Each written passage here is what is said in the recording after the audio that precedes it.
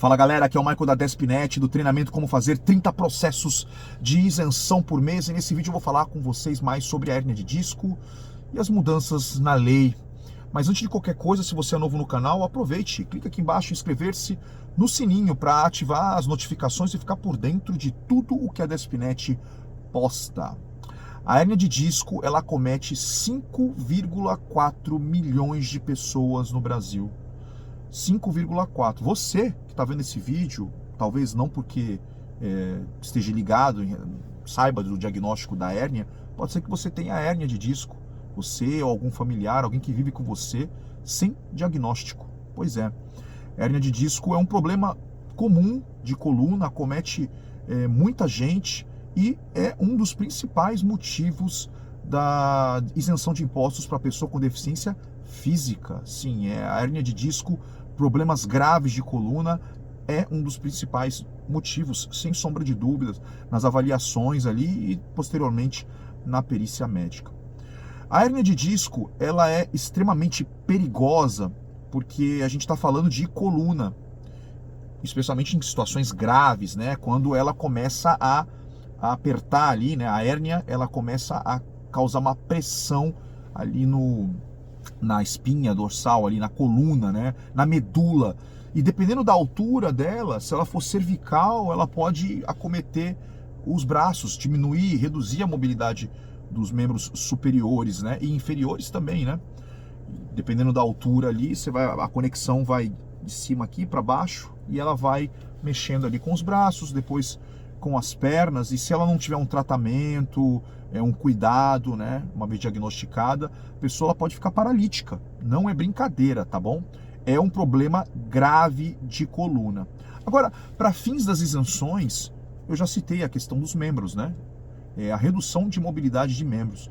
E essa redução de mobilidade de membros, ela não é unânime entre os peritos, né? Dependendo da gravidade. Existem a questão das dores, e aqui são as mais leves, né? Problemas de dor nos membros, por causa dessa compressão, e também problemas de formigamento. Tem peritos que avaliam que a dor e o formigamento é sim uma situação grave no que diz respeito à direção veicular, né?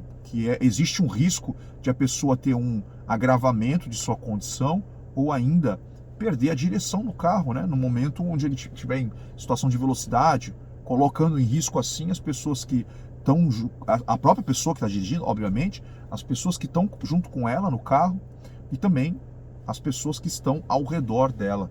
Então não é brincadeira.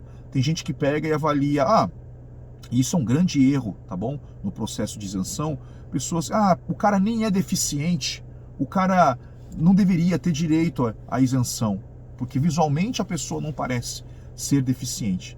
Só que o Estado impõe uma habilitação com restrições, onde ela é obrigada a dirigir um veículo mais caro, com adaptação veicular para a necessidade dela, por causa de um problema de redução de mobilidade, tá bom? Um problema de redução de mobilidade, uma incapacidade física. Portanto, essa pessoa é sim uma pessoa com deficiência. Existem vários tipos de deficiência.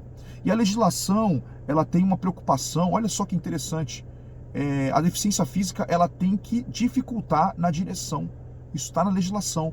Ela tem que dificultar a capacidade dela de ela agir aí no que diz respeito à direção. Por isso que existem, as pessoas acham que qualquer deficiente, existem leis que dão benefícios a deficiente ou colocam eles em pé de igualdade, mas isso seria para todos os deficientes. Não, existem leis que vão se preocupar, por exemplo, com a direção veicular. A gente está falando de carro. Outras leis vão falar sobre talvez uma fila de banco ou, de repente, a questão de um assento, entendeu? Então a gente tem que separar as coisas, tá? A pessoa, ela pode ser deficiente e ela consegue comprar um carro pelo mesmo preço da pessoa não deficiente. Ela não é obrigada, essa é a palavra-chave das isenções, tá bom?